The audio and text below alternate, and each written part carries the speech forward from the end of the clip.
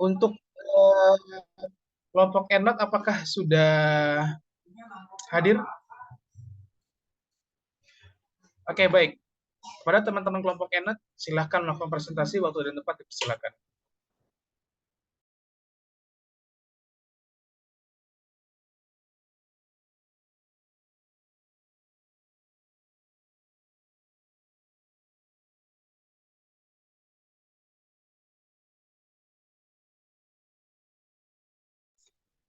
Baik, izin saya mulai. Assalamualaikum warahmatullahi wabarakatuh. Selamat pagi semuanya. Yang saya hormati Bapak Roni Faslah SPDMM yang saat ini sedang berhalangan hadir dan Bapak Muhammad Ikhwan SPD MPD selaku dosen pengampu mata kuliah Aplikasi Komputer Perkantoran 1. Pada kesempatan kali ini, kami dari kelompok 4 akan mempresentasikan hasil diskusi kami mengenai penulisan ilmiah dengan EndNote. Sebelum itu, izinkan saya memperkenalkan diri terlebih dahulu. Saya Alia Lutfia, sebagai moderator sekaligus presentator pada presentasi kali ini bersama dengan teman-teman saya. Boleh di next? Yaitu ada Amelia Sialagan, yang kedua Bunga Lisha Fudoli, lalu ada Periskania Mulani, Graciela Magdalena, dan Silviani. Boleh next? Presentasi kali ini, pembahasan yang akan kami paparkan adalah yang pertama ada pengertian dan keunggulan EndNote, yang kedua ada fungsi EndNote, yang ketiga manfaat EndNote, yang keempat ada cara membuat EndNote, dan yang kelima mengatur format EndNote. Boleh di next? Selanjutnya, yang pertama ada pengertian yang akan dibacakan oleh Silvi. Kepada Silvi, dipersilahkan. Oke, terima kasih kepada moderator. Di sini saya akan menjelaskan yaitu apa pengertian EndNote. Sebelumnya kalian pernah dengar kata EndNote gak sih? Boleh di on mic? Ada yang pernah? Belum pernah. Kan ya. EndNote ini adalah perangkat lunak manajemen referensi yang dikembangkan oleh Thomson Reuters. Perangkat lunak ini memungkinkan pengguna dengan mudah mengatur dan menyimpan referensi yang diperoleh secara otomatis. Bisa kita kenal itu catatan akhir yang menjelaskan kutipan referensi karya tulis yang disimpan di bagian akhir. Boleh di next? Keunggulan EndNote ini kemampuannya secara otomatis mengintegrasikan referensi ke dalam catatan akhir referensi dalam Microsoft Office Word. Selain itu, keunggulan EndNote ini ada beberapa, yaitu yang pertama efisiensi penulisan. EndNote ini mengintegrasikan referensi langsung ke dalam dokumen, sehingga dapat menyisipkan citasi dan daftar pustaka dengan cepat. Yang kedua, keseragaman gaya penulisan. EndNote ini membantu kalian memastikan keseragaman dalam gaya penulisan, menghindari kesalahan penulisan manual. Yang ketiga, penyimpanan dan penelusuran mudah. EndNote ini dapat menyimpan ribuan referensi dan memungkinkan pencarian yang mudah. Yang keempat, kompatibilitas. EndNote ini kompatibel dengan berbagai jenis dokumen dan program pengolah kata seperti Microsoft Word. Yang kelima, integrasi database. Kalian yang menggunakan EndNote ini dapat mengimpor referensi langsung dari database penelitian seperti PubMed. Oke, boleh di next. Dah. Selanjutnya ada fungsi yang akan dibacakan oleh Bunga. Kepada Bunga, dipersilakan. Sebenarnya apa sih fungsi EndNote itu? Yang pertama, EndNote itu berfungsi untuk mengelola dan memproses referensi dalam library pribadi. Yang kedua, EndNote berfungsi untuk menyimpan dan mengunduh referensi dari sumber bibliografi ke dalam basis data referensi pribadi. Boleh di next?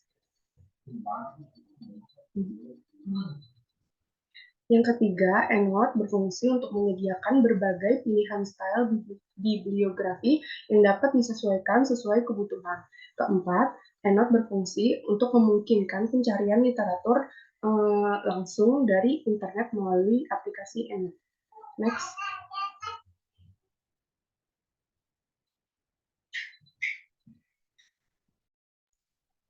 Selanjutnya ada manfaat EndNote yang akan dibacakan oleh Feriska. Kepada Feriska dipersilakan. Terima kasih moderator atas kesempatannya. Selanjutnya ada manfaat EndNote. Manfaat EndNote ini yang pertama mencegah resiko dan potensi tindakan plagiarisme, menyederhanakan pembuatan daftar referensi atau pustaka ke dalam Microsoft Word. Yang ketiga, memberikan kemudahan dalam mengganti gaya sitasi seperti APA, Harvard, Vancouver, dan lain-lainnya sesuai kebutuhan. Selanjutnya, mempermudah pengguna dalam mengorganisir file artikel dan jurnal yang tersimpan dalam hard drive komputer atau laptop.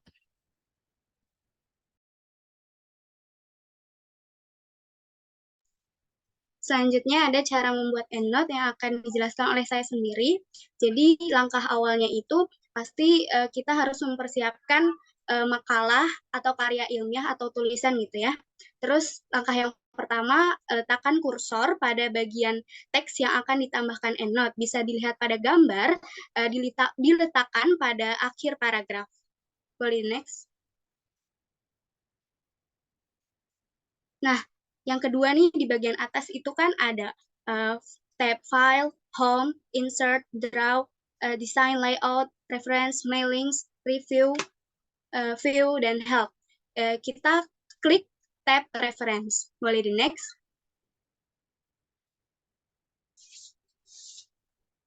Nah, setelah klik Reference, kita akan melihat tampilan seperti ini. Ada Insert Footnote, Insert EndNote, Next Footnote, dan Show Notes yang merupakan bagian dari footnotes.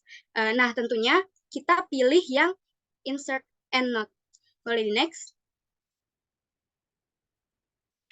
Nah, yang keempat ini, ketika kita sudah memilih Insert EndNote, kemudian di bagian akhir dokumen akan muncul nih kolom EndNote dan terlihat nomor atau angka I yang menunjukkan nomor catatan. Langkah selanjutnya akan dijelaskan oleh Amel. Kepada Amel dipersilakan. Baik, langkah selanjutnya yang kelima adalah ketik catatan tersebut di dalam kolom yang sudah disediakan. Dan next. Yang keenam, jika sudah klik di luar kolom untuk mengakhirinya, dan pada bagian teks yang diinginkan tadi akan muncul nomor I menunjukkan nomor catatan. Jadi next. Yang ketujuh, posisikan pointer mouse di atas teks untuk melihat catatan EndNote yang sudah ditambahkan.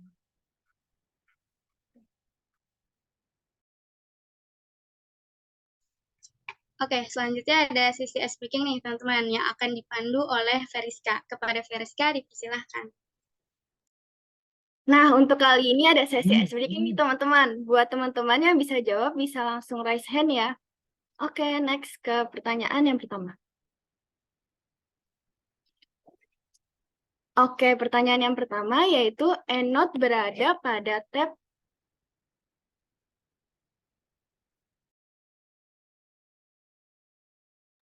Oke, untuk Raka bisa dipersilakan untuk menjawab. Oke, baik. Jawabannya itu EndNote berada di tab Reference. Benar, Pak?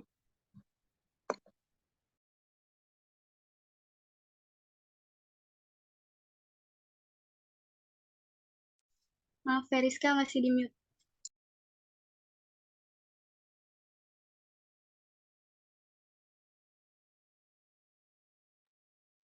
Oke, kita lihat saja ya. Jawabannya benar atau enggak nih? Oke, betul banget. Jawabannya tab reference. Selanjutnya.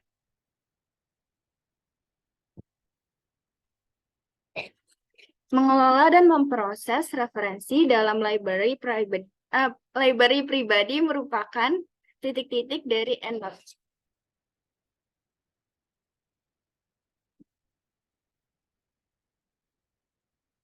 Yuk, yang bisa jawab yuk.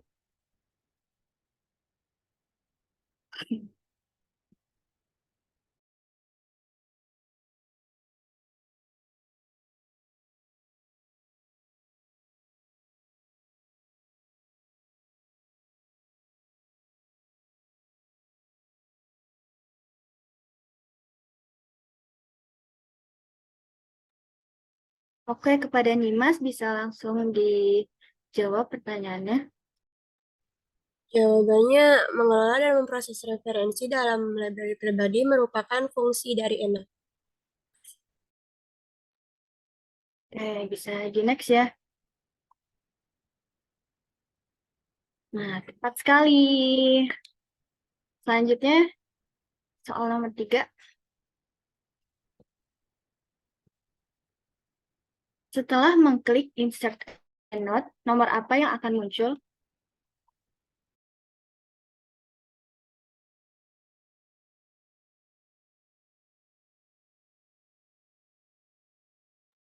Boleh, Tia, silakan dijawab. Nomor I.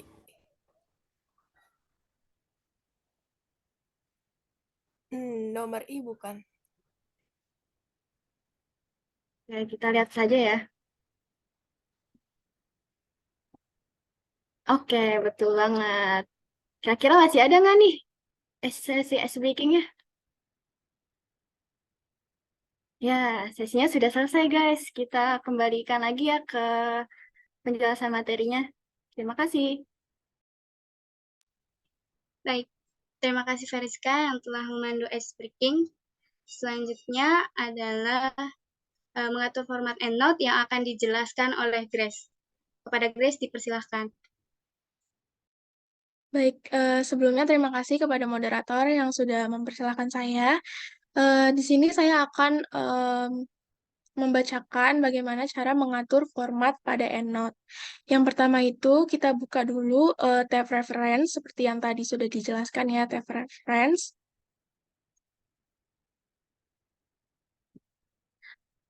Lalu yang kedua, pada bagian footnotes, tekanlah ikon footnote dan endnote yang berbentuk anak panah di pojok kanan bawah yang di sini ya, teman-teman.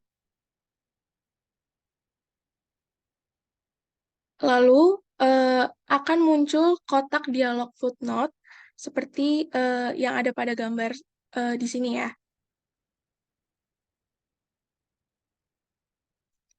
Lalu pada bagian location, aktifkan opsi footnotes atau endnotes, lalu pilih salah satu opsi yang ada untuk menentukan di mana letak catatan akan ditempatkan. Jadi kita dapat memilih endnotes itu ditaruh di pada bagian section atau end of dokumennya. Selanjutnya saya serahkan kepada moderator.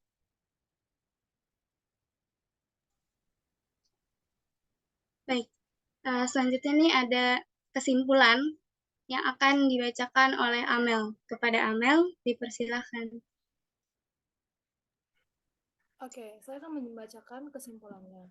Kesimpulannya adalah EndNote adalah perangkat lunak yang membantu penulis untuk menyimpan referensi dan memasukkan referensi dalam penulisan makalah atau karya ilmiah lainnya di Microsoft Office Word. Program EndNote ini secara otomatis mengorganisir referensi berdasarkan abjad, tahun penerbitan, dan elemen lainnya sesuai dengan aturan penulisan daftar pustaka yang benar. Penggunaan EndNote yang benar dapat dilalui dengan membuat EndNote terlebih dahulu, kemudian mengatur format EndNote.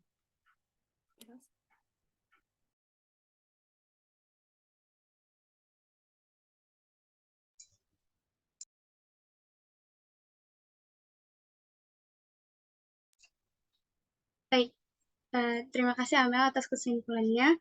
Terima kasih juga kepada teman-teman yang telah berpartisipasi dalam presentasi kami.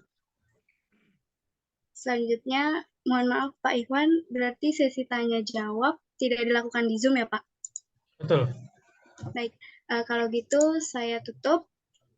Terima kasih. Wassalamualaikum warahmatullahi wabarakatuh. Oke, waalaikumsalam warahmatullahi wabarakatuh. Baik, teman-teman, untuk kelompok EndNote ya, sebenarnya ada beberapa materi lagi ya untuk penggunaan EndNote. Jadi EndNote ini selain bisa kita gunakan untuk pembuatan footnote dan lain-lain, EndNote ini juga bisa kita gunakan untuk menulis referensi ataupun daftar pustaka. Itu udah ya, udah jelaskan ya Alia ya. Oke, nah teman-teman, tapi untuk sekarang sebenarnya ada salah satu aplikasi yang lumayan bagus juga teman-teman ya. Nah, ini aplikasi ini sangat membantu teman-teman nanti ketika teman-teman menulis tugas akhir teman-teman. Nah, apa sih aplikasinya? Nama aplikasinya adalah Mendeley teman-teman. Seperti itu. Ya. Nama aplikasinya adalah Mendeley. Nanti akan saya sertakan di LMS ya, salah satu video tutorial dari Mendeley, tapi itu bukan saya yang menjelaskan karena mungkin untuk hari ini saya tidak bisa untuk merekam ya teman-teman semuanya karena kebetulan hari ini saya ada pelatihan jam 9 teman-teman seperti itu ya. Saya ada pelatihan jam 9, pelatihan untuk data security teman-teman. Jadi pelatihan bagaimana caranya untuk menangani seorang hacker dan lain sebagainya. Jadi saya masih belum bisa ya untuk membuat video tutorial. Nanti mungkin akan saya update di LMS. Lalu teman-teman semuanya untuk di LMS juga silakan teman-teman nanti melakukan 2 hal. Yang pertama adalah saya akan memasukkan konten untuk diskusi. Yang kedua adalah saya akan memasukkan konten untuk pengumpulan tugas teman-teman semuanya. Seperti itu ya. Untuk diskusi teman-teman lakukan di LMS, namun untuk pengumpulan tugas juga sama teman-teman lakukan di LMS. Lalu apa sih Pak yang dikumpulkan untuk penugasannya? Untuk penugasannya simpel saja teman-teman ya. Yang dikumpulkan di LMS untuk penugasannya adalah video tutorial tentang penggunaan Mendeley, teman-teman. Seperti itu. Ya, video tutorial tentang penggunaan Mendeley. Pak, susah nggak? Gampang, teman-teman. Gampang sekali ya untuk Mendeley itu. Ya, karena nanti teman-teman paling tinggal install. Mendeley ini gratis ya, teman-teman ya. Jadi nggak berbayar aplikasinya. Teman-teman tinggal install aplikasi Mendeley-nya lalu tinggal dipraktekkan. Kurang lebih fungsinya sama dengan EndNote teman-teman semuanya. Nah, lalu teman-teman nanti ketika teman-teman semuanya sudah bisa untuk mensitasi ataupun untuk memberikan referensi menggunakan Mendeley itu lebih enak dari EndNote teman-teman. Karena ketika teman-teman menggunakan referensi yang bersifat online, teman-teman bisa tinggal kopas-kopas saja ke Mendeley dan otomatis daftar pustakanya terbentuk dengan otomatis teman-teman. Dan itu sangat mudah dan juga sangat membantu pekerjaan kita sebagai seorang akademisi ya teman-teman semuanya. Seperti itu ya. Kita akan berhimpun di LMS teman-teman semuanya ya. Kita akan berhimpun di LMS, namun ketika teman-teman berhimpun di LMS silahkan kerjakan diskusinya terlebih dahulu karena memang sesi kita di sesi asinkronus adalah sesi untuk diskusinya ya. Setelah sesi diskusi barulah teman-teman nanti mengerjakan dan juga melihat video tutorial yang akan saya share di LMS juga. Seperti itu. Baik, teman-teman, apakah ada yang ingin tanyakan terlebih dahulu? Silakan. Ini karena memang EndNote ini materinya sangat-sangat ini ya, teman-teman ya, sangat-sangat simple ya. Jadinya biasanya memang nggak lama presentasinya. Beda sama Word, apalagi Excel. Excel materinya banyak banget, teman-teman ya. Seperti itu. Oh iya, kemarin gimana UTS-nya? Aman, Pak. Aman ya? Oke. Aman ya, jangan sampai nggak aman ya. Sebenarnya saya mau minta teman-teman untuk membuat level yang lebih tinggi lagi, cuma saya nggak tega ngasihnya gitu ya. Jadi ya udahlah, standar-standar aja. Tadi saya mau teman-teman itu pakai pivot table, teman-teman. Tahu nggak pivot table? Nggak apa-apa, nggak ngerti pivot table nggak apa-apa. Jadi nanti sebenarnya tadinya teman-teman saya pengen teman-teman melihat video tutorial yang sudah saya buat. Saya udah buat video tutorialnya di YouTube teman-teman ya. Saya kebetulan di channel YouTube saya ada pembahasan tentang pivot table. Jadi pivot table itu benar-benar seperti dashboard komputer nantinya. Jadi ketika teman-teman membuka aplikasi pivot Excel, yang terbuka itu bukannya sheet, tapi yang terbuka itu pivot table-nya teman-teman. Seperti itu. Jadi ketika teman-teman memasukkan angka di pivot table-nya, maka angkanya itu nanti otomatis masuk ke tabel, teman-teman. Seperti itu. Itu menurut saya lumayan bagus dan lumayan agak canggih sih ya, dibanding ketika kita hanya membuat aplikasi yang berbasis tabel saja, teman-teman. Seperti itu. Tapi tidak apa-apa, teman-teman, karena memang di Excel kemarin kebetulan saya belum mengajarkan pivot table, teman-teman ya. Seperti itu. Jadi tidak apa-apa, UTS-nya saya harap sudah dikumpulkan semua ya, jangan sampai belum dikumpulkan teman-teman, karena saya nanti akan melihat bagaimana aplikasinya dan bagaimana nanti proses pembuatan aplikasi dan lain sebagainya, seperti itu. Baik teman-teman, mari kita bergabung dan berhimpun di sesi asinkronus melalui LMS teman-teman semuanya, namun nanti akan saya update terlebih dahulu LMS-nya ya, yaitu di pertemuan ke-9. Betul ya, sekarang pertemuan 9 ya Novia?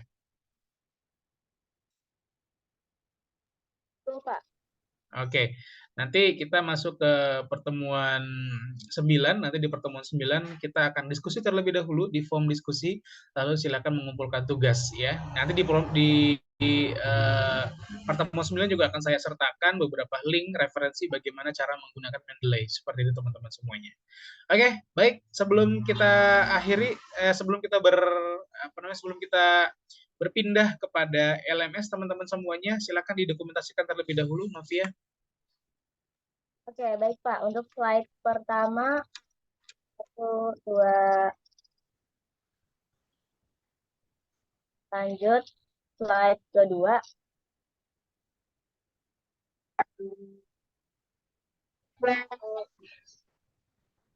Oke, sudah? Sudah Pak. Oke. Ini Novia ini agak trauma sama saya, teman-teman ya. Jadi dia pernah kerja sama saya untuk membantu prodi dalam vokasi. Biasanya orang yang kerja sama saya teror terus, teman-teman. Saya teleponin terus. Dia agak trauma sama saya, teman-teman. Oke, baik teman-teman semuanya. Terima kasih banyak atas waktunya. Kita berpindah ke LMS. Saya akan update sebentar LMS-nya. Kurang lebih mohon maaf teman-teman semuanya. Kita berdiskusi terlebih dahulu di LMS. Assalamualaikum warahmatullahi wabarakatuh. Waalaikumsalam warahmatullahi wabarakatuh. Terima kasih, Pak. Yuk, sampai jumpa.